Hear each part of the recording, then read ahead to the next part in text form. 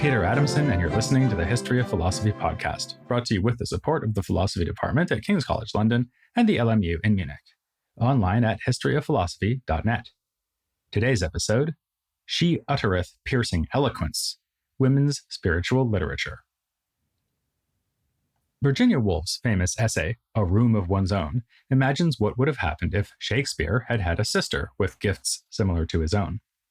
Her literary curiosity would have been gently but firmly blocked by her parents. As Woolf imagines, she picked up a book now and then, one of her brothers perhaps, and read a few pages, but then her parents came in and told her to mend the stockings or mind the stew and not moon about with books and papers.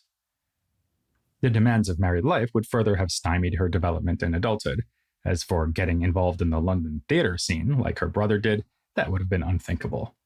Shakespeare's non-existent sister would ultimately, like Woolf herself, have committed suicide, for who shall measure the heat and violence of the poet's heart when caught and tangled in a woman's body? Woolf's disturbing conclusion is that, in general, any woman born with a great gift in the 16th century would certainly have gone crazed, shot herself, or ended her days in some lonely cottage outside the village, half witch, half wizard, feared and mocked at. This fictional narrative is intended to explain what Woolf assumed as an obvious fact. Certainly no woman wrote a word of that extraordinary Elizabethan literature, when every other man, it seemed, was capable of song or sonnet. It's a tremendously powerful piece of writing, even though this starting assumption is at most only half right. Surely it's true that in Elizabethan society, the plays of Shakespeare could not have been written by a woman. Woolf was interested above all in the expression of literary genius, and there's no doubting the obstacles that have stood in the way of such expression long before and long after the 16th century. In this period, women were quite literally told to keep their mouths shut. Shakespeare himself alluded to this in a line from Two Gentlemen of Verona, "To be slow in words is a woman's only virtue." This looks like satire, but the same point was sometimes made with strident seriousness, as in a work on rhetoric by Thomas Wilson. What becometh a woman best and first of all? Silence. What second? Silence. What third? Silence. What fourth? Silence. Yea, if a man should ask me till doomsday, I would still cry, silence, silence. Yet, Woolf was wrong to think that women made no contribution to Elizabethan literature. Perhaps they produced no works of genius, but they did publish poems, including sonnets, as well as translations and religious writings. In fact, one could argue that the 16th century was a turning point in the history of women's writing in England. It was a time when new opportunities opened up for such writing, thanks to the emergence of humanism and the Reformation. That will be clearer to us if we start by discussing a figure who was active somewhat earlier, in the first half of the 15th century, Margery Kempe, who was born in about 1373 and died in 1449. If we compare her to other women we've covered here on the podcast, we have to say that Kempe shares very little with her near contemporary, Christine de Pizan, and is far more reminiscent of medieval mystics like Julian of Norwich. In fact, Kempe got to meet Julian when this famous anchorite was an old woman. Like Julian, her thought was premised upon, and licensed by, experiences of a personal encounter with God. So, if we are going to be in the difficult business of drawing a line between late medieval and Renaissance writing by women, we would probably want to put Kempe on the medieval side of that line. But if we want to speak of her as having produced writing at all, then this should come with some caveats. The work, known simply as The Book of Margery Kempe, was dictated by her to a male companion, and then copied out with extensive improvements to the language by a friendly priest. The involvement of the priest helps to legitimize the text, firstly because he's a member of the religious establishment, and secondly because, as the book tells us, he was initially dubious about her spiritual gifts, but was won over in the end. This is a common pattern in the book. Kempe is constantly met by opposition and skepticism, especially from men, but perseveres, thanks to the unflagging support she receives directly from God, who is often on hand to offer her an encouraging pep talk or condemn those who refuse to take her seriously. The book also makes it abundantly clear why she would have faced so much hostility. In a society where women were supposed to be silent, she was anything but, and flouted any number of conventions. Though married, she took a vow of chastity. The book details at length her campaign to get her husband to accept this. She traveled across Europe and as far as Jerusalem without her husband, but with a message of intense religiosity, in apparent defiance of St. Paul's ban on women preaching, She also refused to eat meat and wore white, which would normally be reserved for virgins. Hardest to ignore were Kempe's regular bouts of loud, boisterous weeping and wailing, brought on by thoughts of human sin and the sufferings of Christ. She found herself unable to prevent these outbursts, even if, as sometimes happened, they came while a priest was trying to give a sermon in church. Kempe saw these intense emotional experiences as a gift from God, not least because he came in person to assure her that this was so. The book says that the cryings began in Jerusalem and became increasingly frequent, sometimes several times a day. They came whenever God wished to send them, for she never knew either the time or hour when they should come, and they never came without unsurpassed sweetness of devotion and high contemplation.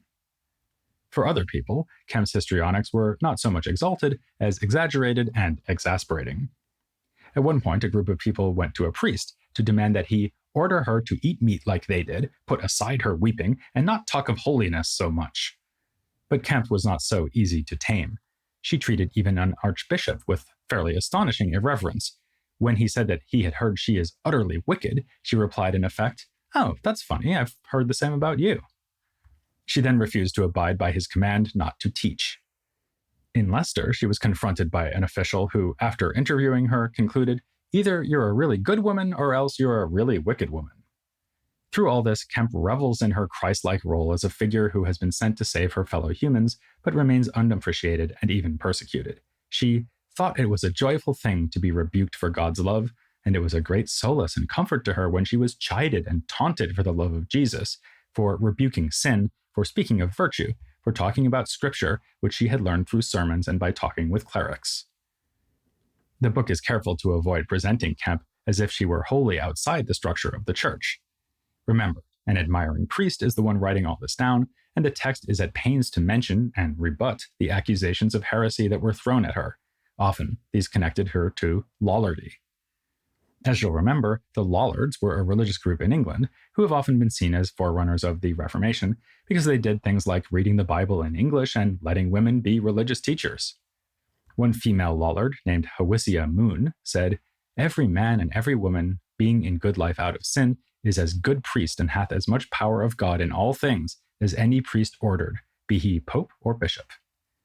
Kempe was not a card-carrying member of the group for sure, but one modern scholar of her thought says that she at least hovered around the gray areas on its margins, and that if Lollardy was characterized as a reading community based on a firm commitment to the private reading of the scriptures in the vernacular, then she was certainly part of such a community. In some ways, though, Kempe was very Catholic. She went on pilgrimages and collected souvenirs and relics, was greatly moved by the miracle of the Eucharist, enthusiastically took part in church processions and services, even if she made it impossible to hear the priest over her loud wailing, and encountered God as a visible presence, as when Christ appeared to her as a beautiful man dressed in purple. As far as I can tell then, Kempe was rebelling not so much against the church as against what would be expected of her as a married woman. It was one thing to take vows and become a nun or anchorite like Hildegard or Julian, and quite another to be a married woman who acts like an itinerant preacher and mouths off to archbishops.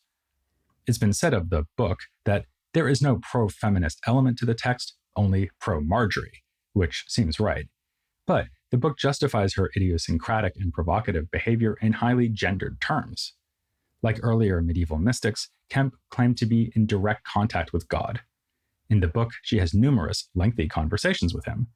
But whereas some medieval women mystics seem almost to have transcended gender, Kempe's womanhood is constantly being brought to the attention of the reader. Sexuality is a main theme of the book. The constant threat of rape hangs over her during her travels. She takes the vow of chastity and wears virginal white, having wedded herself to God, even though she still has a human husband. Some passages indulge in lightly erotic descriptions of this relationship. In a more complicated version of her relationship to God, Christ appears to Kempe and addresses her as daughter, but then asks her to take on the role of the Virgin Mary so that she can nurse him. Isabel Davis, whom I interviewed a long way back about Chaucer, observes that here Kempe is simultaneously mother, daughter, and wife of God, proliferating the significant roles that she plays within the Trinity and the Holy Family and increasing her spiritual authority. All this gives us a context for understanding Kempe's cryings. Here, extravagant emotion is both effect and proof of her special relationship to God, a connection the book often labels as her feelings. At this time, women were thought to be more subject to strong emotions and feelings than men. So again, a phenomenon typically associated with the subordinate and inferior place of women is cleverly used to free Kempe from subordination and inferiority. There is even a suggestion that uncontrolled emotion is a more appropriate response to the Christian God, who, after all, is believed to have died in agony for us, than the cold, rational disquisitions of the churchman and the schoolman. This could explain why, as we are told in the preface to the book, Kempe was for a long time resistant to having her story written down. Her intense religiosity was best delivered through oral confrontation, or through apparently unhinged wailing that did not even take the form of language. So it's appropriate that when her book was finally set down, and then revised, it was not her doing the writing. She needed men for that, but she did not need anyone else to develop a unique relationship to God or to tell her what this relationship meant. Many features of this remarkable text made for uncomfortable reading over the following generations, which is why versions of the book printed in the 16th century eliminate them. In these versions, Kempe, who was in modern times been called a noisy contemplative, was turned into a humble, quiet, listening woman. This might seem to cast some doubt on my claim that chances for writing as a woman actually opened up in the 16th century, but it depends on what kind of woman writer you want to be. By the time Shakespeare's sister would have been alive, such a writer would hardly be a crazed half-witch. To the contrary, she'd be well-schooled in Latin, and present herself as a refined and pious teacher of Protestant godliness. Whether Kempe was even literate is unclear, but if she was, then probably in the sense that she could read but not write, a not uncommon level of education in this era. Alternatively, she may have encountered the texts that were important to her by having them read out. That would above all have meant scripture, of course, but also works by other mystics like St. Birgitta of Sweden and Richard Rolle. Very different would be the situation of elite Protestant women in the 16th century, who were more likely to read Erasmus and Calvin than medieval mystical texts. They benefited from humanist training and were able to play a part in transmitting, interpreting, and composing texts. And I do want to stress that we're talking about elite women here. All of the figures I'm about to discuss came from the nobility, and the first of them was actually a leading member of the royal family. This was Catherine Parr, the last of Henry VIII's queens.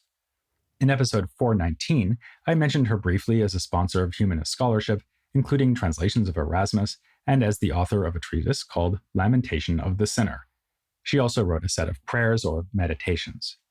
Beyond her own writing, she had a powerful influence on the next generation of rulers, arranging for the young Prince Edward to study with Protestant tutors like William Grindal, a student of Roger Ascham's. And remember how Elizabeth translated The Mirror of the Sinful Soul into English when she was only 11 years old? Well, that version was dedicated to Catherine Parr. So we're very far here from Margery Kempe, who was the daughter of a rich merchant, but whose world was socially and intellectually very distant from the sober and refined Reformed humanism of Catherine and her circle. John Fox, author of a famous history of Protestant martyrs, reports that Catherine retained diverse, well-learned, and godly persons to instruct her thoroughly in Scripture, and this shows in her writings. She may have written a lament about her own sinfulness, but her adherence to mainstream Protestantism is impeccable. That joke goes out to all the Latinists out there. A main focus in both her prayers and the Lamentation is the wish to be free of creaturely desires, to have no will but God's will. She prays to God, "Turn into bitterness to me all worldly and fleshly delights, which might draw me from the love of eternal things to the love of short and vile pleasures." This being only one of numerous passages deploring the love of worldly goods. Among those goods is high social standing, which Catherine is at pains to deplore, praying that she be as well pleased to be in the lowest place as in the highest, which you might argue is easy for her to say, while quite literally sitting on a throne. But there's not much point in aiming accusations at Catherine, because she's already done it for us. She recognizes herself as always ready and prone to evil, and as barren and void of godly virtue, and powerless to resist sin without divine grace. She admits that she long followed the blind guide of ignorance before she finally found respite in faith, along with the realization of her own impotence in the face of sin. It's a nice illustration of something we may find difficult to understand, that many people in this era found a broadly Calvinist, determinist teaching of redemption to be comforting rather than terrifying. And as so often in Protestant texts, this goes hand in hand with a rejection of worldly wisdom. Thus, Catherine writes, "I certainly never knew my own miseries and wretchedness so well by book admonition or learning as I have done by looking into the spiritual book of the crucifix. In the same vein, she worries that the less educated are misled by scholars who make things too complicated, stopping the mouths of the unlearned with subtle and crafty persuasions of philosophy and sophistry, whereof cometh no fruit. Now, none of this is particularly innovative in doctrinal terms. What's remarkable is that the person writing it is a woman. Humanism and Protestantism had quietly opened the door that Margery Kempe had fought loudly to force ajar. While Catherine engages in typical false modesty, referring to her simple and unlearned judgment, she doesn't seem to feel the need to justify or explain why the reader should be taking spiritual advice from a woman. Granted, this is literally a queen we're talking about here, so she might be operating by special rules. But in fact, it seems to be more generally true that those women of the 16th century who did receive a good education were able to apply that education in writing. One modern-day scholar says bluntly that no evidence has yet come to light that men routinely, if ever, prevented Tudor women from publishing anything they could persuade a printer to undertake.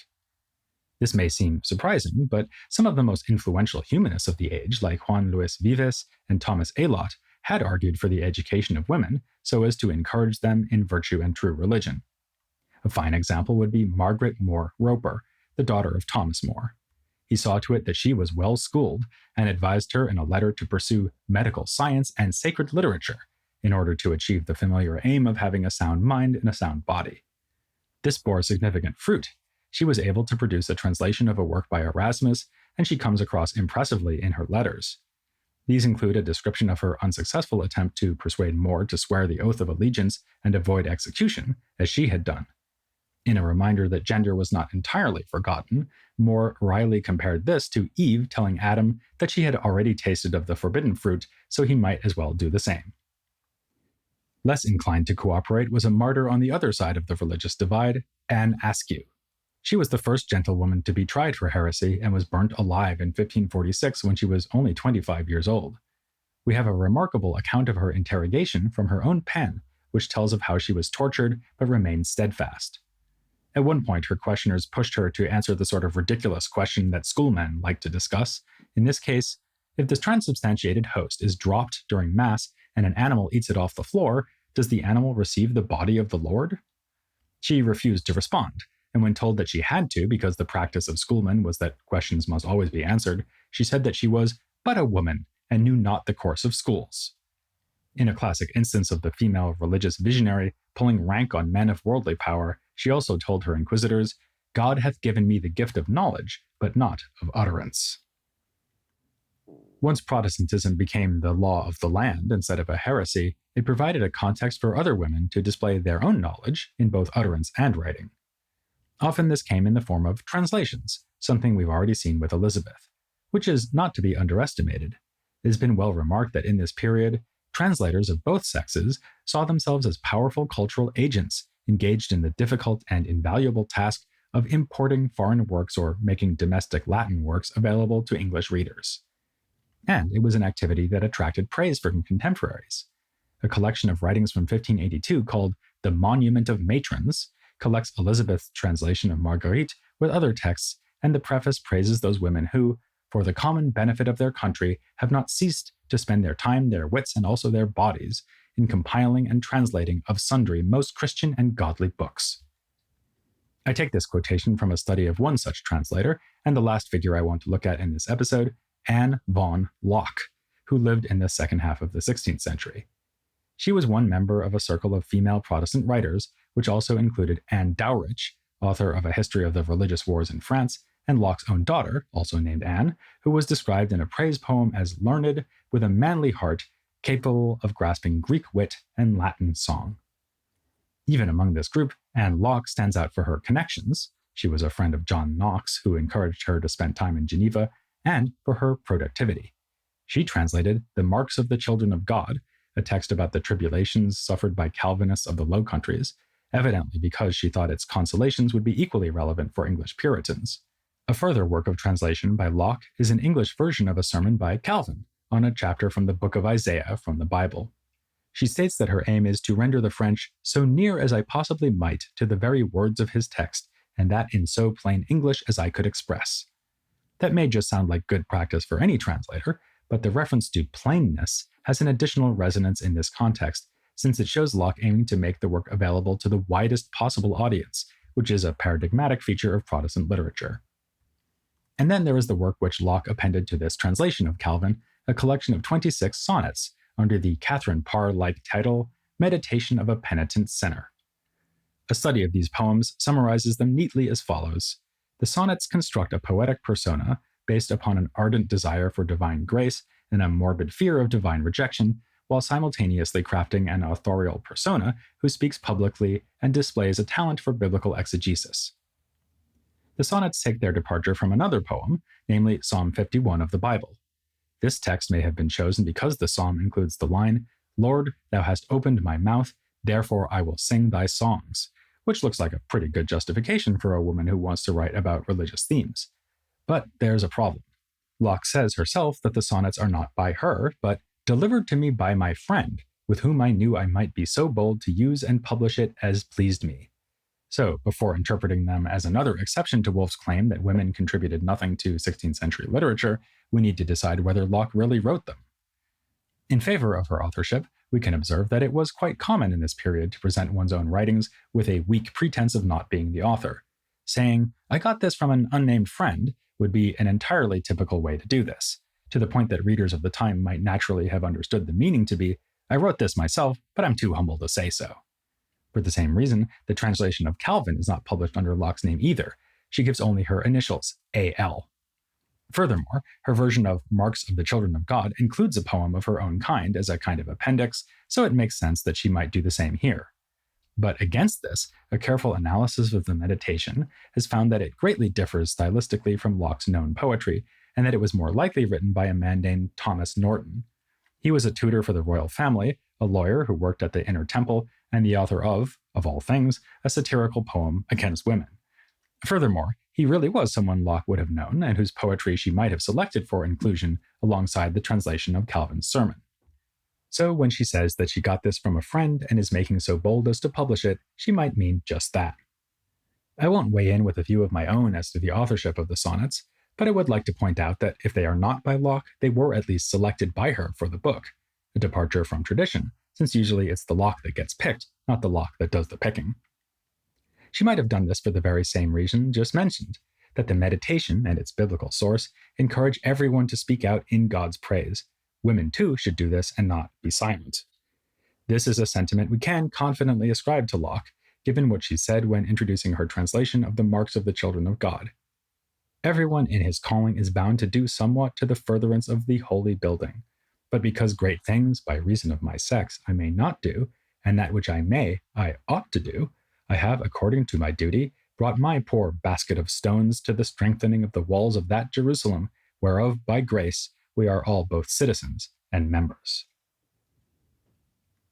So far in our coverage of philosophy in Renaissance and Reformation Britain, we've mostly been looking at the two phenomena that made it possible for women to join the world of letters, humanist literature and Protestantism. We've talked about literary texts from More's Utopia to the plays of Shakespeare, and about the wide-reaching effects of the Reformation, from radical political ideas of tyrannicide to spiritual meditations by figures like Catherine Parr and Anne Locke. By now, you may be wondering, weren't there also figures doing philosophy in the more traditional sense, like reading and commenting on Aristotle, that sort of thing? The answer is definitely yes, as we'll see next time, when we return to the rather cloistered and very male world of British scholasticism. But that's no reason to stop quoting Shakespeare, especially when there's this wonderful line from Romeo and Juliet. Love goes toward love as schoolboys from their books, but love from love toward school with heavy looks. Now that I say that out loud, I realize that this doesn't really work as an enticement to think about the ideas of the schoolmen. So how about, this above all, to thine own podcast be true, thy podcast, of course, being the history of philosophy, without any gaps.